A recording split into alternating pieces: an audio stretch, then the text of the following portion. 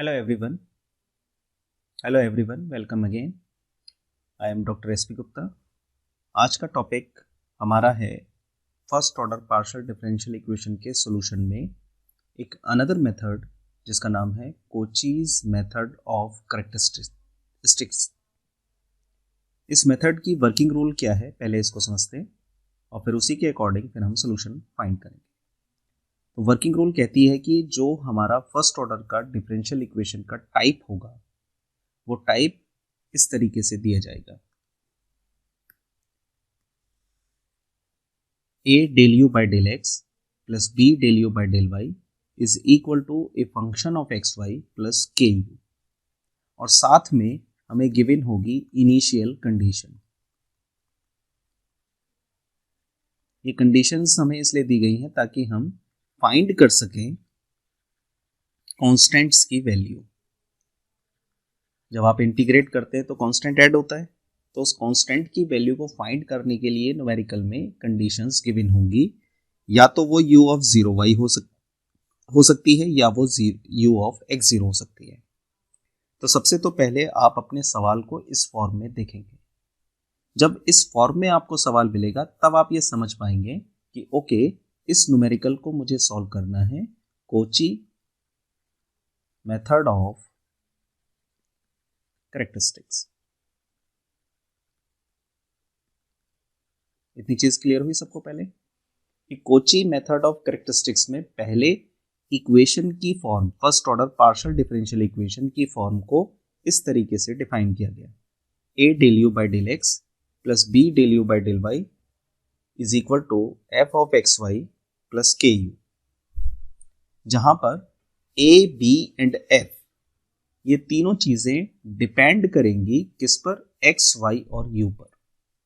यानी f की value, a की वैल्यू, b की वैल्यू, ये तीनों चीजें डिपेंड करेंगी x, y और u पर। लेकिन इसका मतलब ये नहीं है कि ये जो डेरिवेटिव है del u by del x, del u by del y, ये इस पर डिपेंड करेंगी, नहीं। ठीक, तो पहली स्टेप सबको क्लियर हो गई होगी कि कोची मेथड ऑफ कैरेक्टरिस्टिक्स किस टाइप की डिफरेंशियल इक्वेशन, फर्स्ट ऑर्डर की डिफरेंशियल इक्वेशन पर लगता है। वो ये टाइप है जिसमें कंडीशंस भी गिवन होंगी, जिसको मैं कह रहा हूं इनिशियल कंडीशन।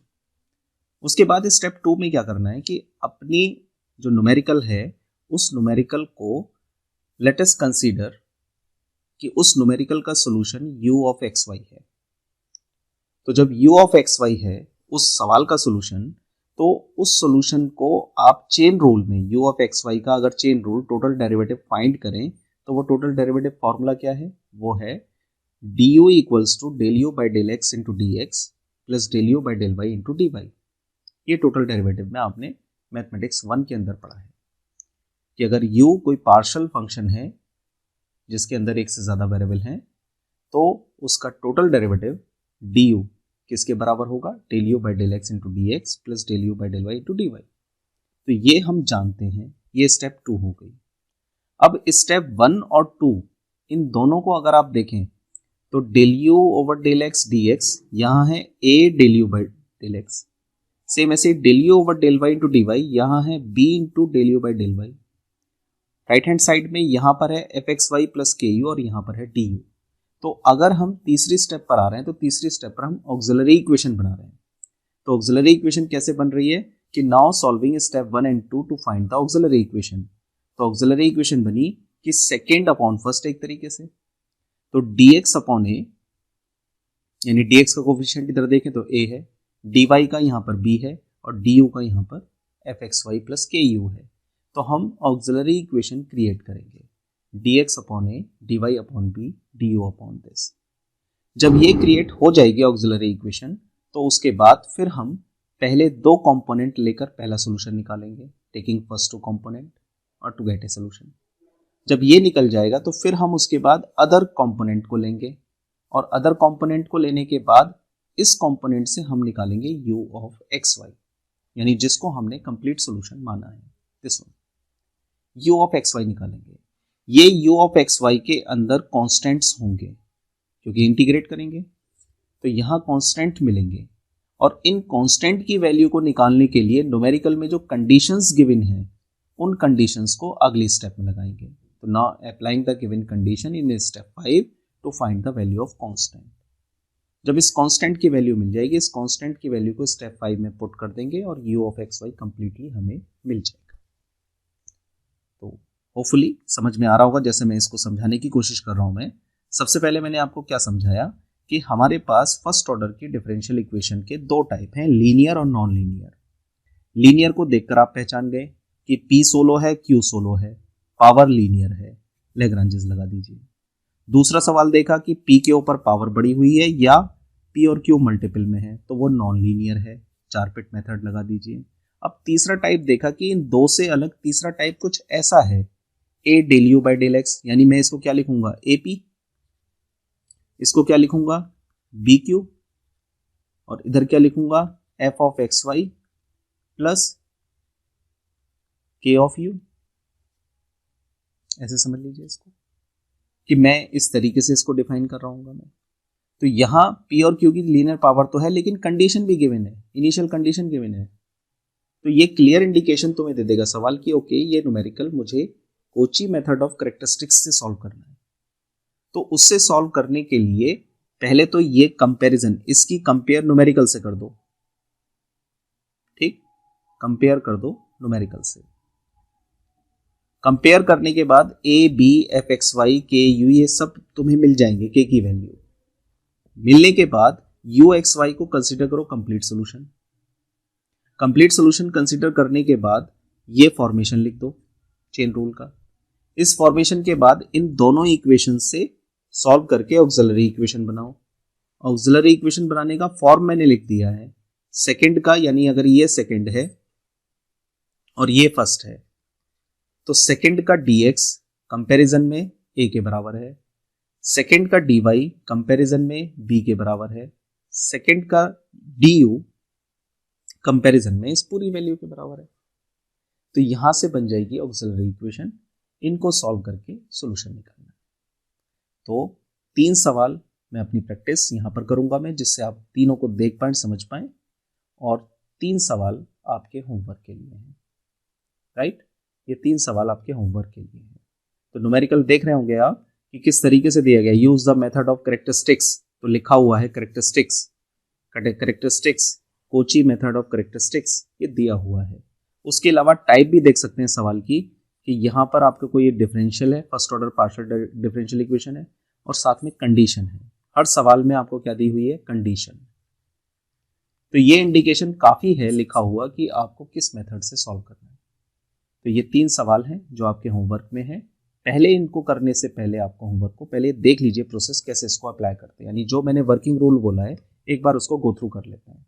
तो पहले सवाल में कहा गया है Cauchy's method of characteristic use कीजिए और सॉल्व कीजिए इस पार्शियल डिफरेंशियल इक्वेशन को। पार्शियल डिफरेंशियल इक्वेशन है del u by del x plus del u by del y equals to x plus y, और कंडीशन है u of x zero equals to zero. तो solution of first पर चलते हैं हम। एक बार इस सवाल को लिख देता हूं मैं। तो वो सवाल है del u by del x plus del u by del y is equal to x plus y, और कंडीशन है u of x zero is equal to zero. ठीक, ये हो गई इक्वेशन 1। अब आपने कंसीडर किया, लेट अस कंसीडर या let u of x y be the complete solution of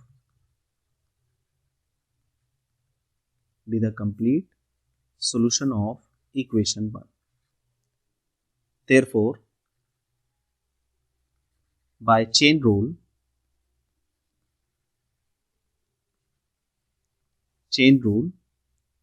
du is equal to del u by del x into dx plus del u by del y into dy। ये chain rule हो गया। यहां से आपने auxiliary equation बनाई from first and second the auxiliary equation are. Auxiliary equation बनाने के लिए क्या किया, दोनों को कंपेयर करते हुए लिख दिया। तो dx अपॉन, अब यहां देखना dx का कोफिशिएंट क्या है, इसका del u by del x का कोफिशिएंट 1, सेम ऐसे ही इसका कोफिशिएंट क्या है 1। तो अब आप इसको लिख पाएंगे dx upon 1 is equal to d y upon 1 is equal to d u upon, और यहाँ है एक्स प्लस वाई, तो ये हो गया एक्स प्लस वाई। अब जैसे ही ऑक्सिलरी इक्वेशन बन गई तो आपने कंपोनेंट लिए, सॉल्यूशन करने का वही method, taking first and second component. तो dx upon x 1 is equal to d y upon 1, यहाँ से मिल गया आपको dx बराबर डी वाई, और जब इंटीग्रेट किया इसको तो इंटीग्रेट करके आपको मिल गया x minus y is equal to c, ले सकते हैं, ठीक। ये हो गई इक्वेशन। अगर ऊपर 1 ले लिए, 2 तक ले चुके हैं तो इसको कर देते हैं 3, तो x minus y equal to c मिल गया। उसके बाद अब हमने लिया second and third component. Now एक सोल्यूशन तो मिल गया, taking second and third component. तो जब ये कंपोनेंट लिया तो ये तो है डी वाई अपॉन 1, ये तो सेकेंड है, और थर्ड है d u upon x plus y, ठीक। तो मैंने जैसे वर्किंग रूल में बताया कि ये जो अनदर कंपोनेंट जब आप लोगे तो यहाँ से आप u निकालोगे, u ऑफ एक्स वाई। तो अब इसको मैं सॉल्व कर रहा हूँ मैं, तो d y upon 1 is equal to d u upon x बराबर क्या हो गया, y प्लस सी। यहाँ से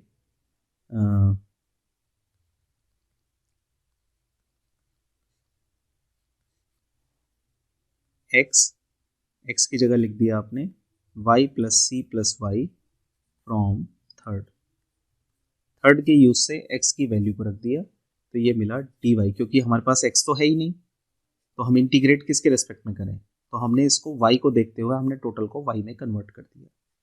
तो ये हमें जो मिला वो हमें मिला d y upon 1 is equal to d u upon 2y plus c, ठीक।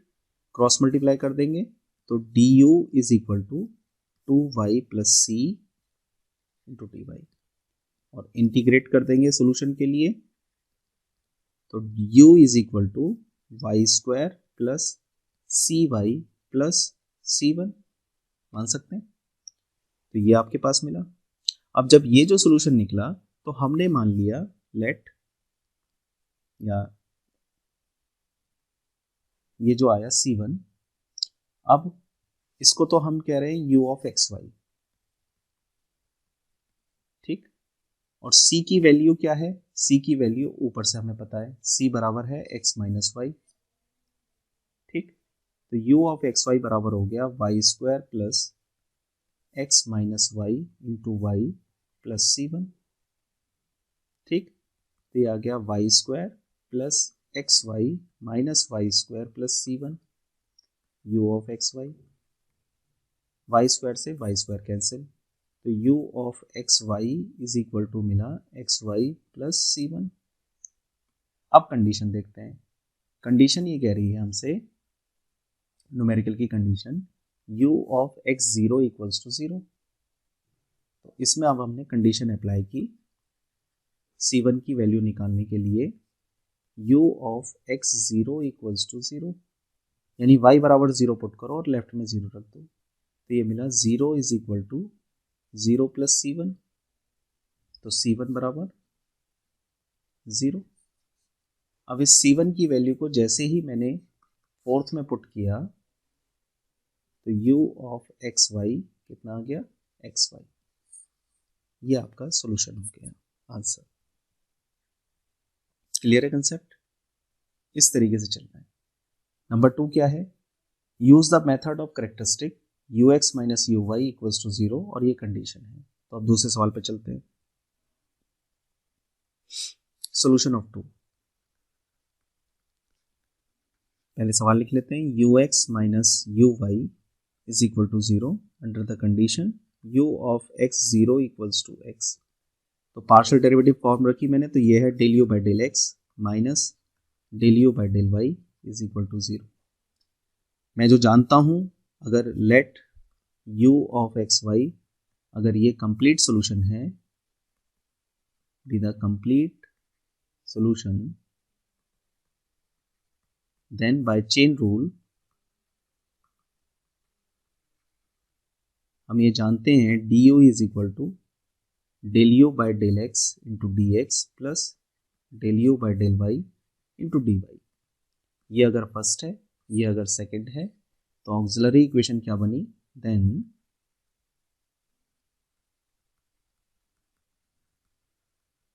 Auxiliary equation are dx upon 1 dy upon -1 du upon 0, right? ये आपको मिल गई ऑक्सिलरी इक्वेशन टेकिंग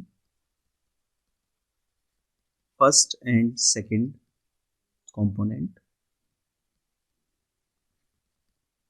तो dx is equal to minus का dy, x plus y is equal to सी।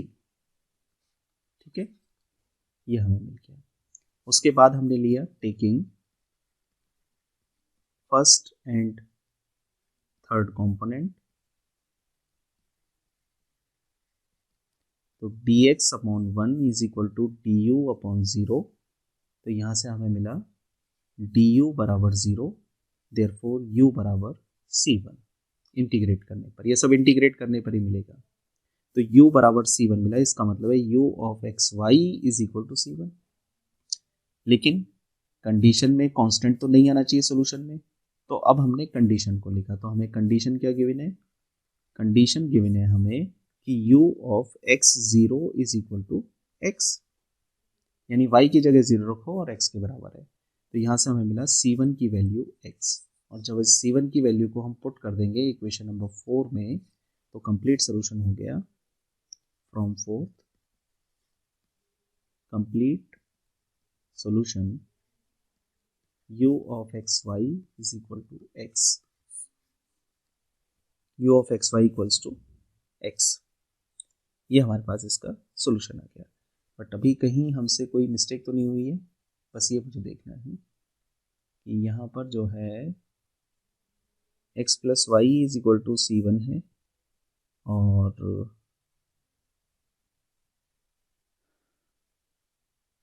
तो पहला solution जो है u ऑफ एक्स वाई का c तो नहीं यूज हुआ इसमें हमें।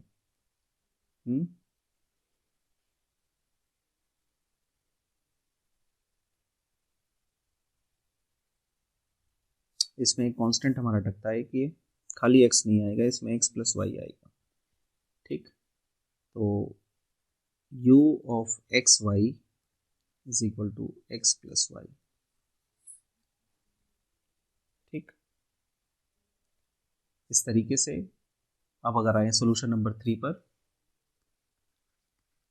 तो सोल्यूशन नंबर 3 है हमारे पास u x minus y u is equal to 0, और कंडीशन है u of 0 y is equal to 1।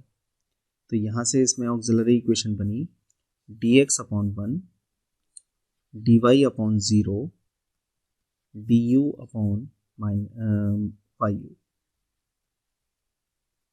क्योंकि इसको आप क्या लिख सकते हो, ux plus 0 u y is equal to y u, ये लिख सकते हो। और जब ये लिख सकते हो तो इसके बाद ऑक्सिलरी इक्वेशन ये बन जाएगी। यहाँ से अगर आप इन दोनों को लेंगे तो मिलेगा y बराबर c, first to component first and second component पर,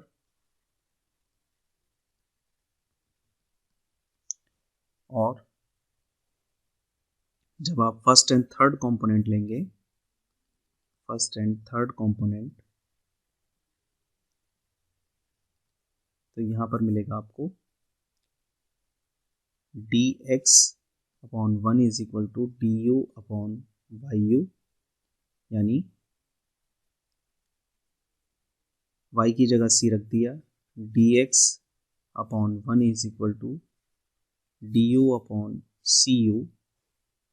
ठीक, इंटीग्रेट कर देंगे तो ये मिल जाएगा आपको, c को इधर ले जाओ तो c x is equal to log u। ठीक है, और यहीं ऐड कर दो एक कांस्टेंट भी, मान लीजिए c1। तो लॉग u बराबर आपको इतना मिल गया।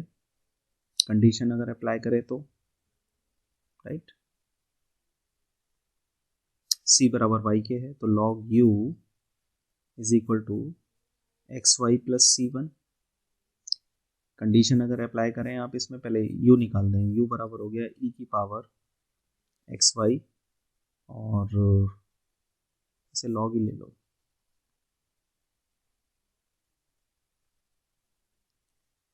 log सी वन, तो ये आ जाएगा आपका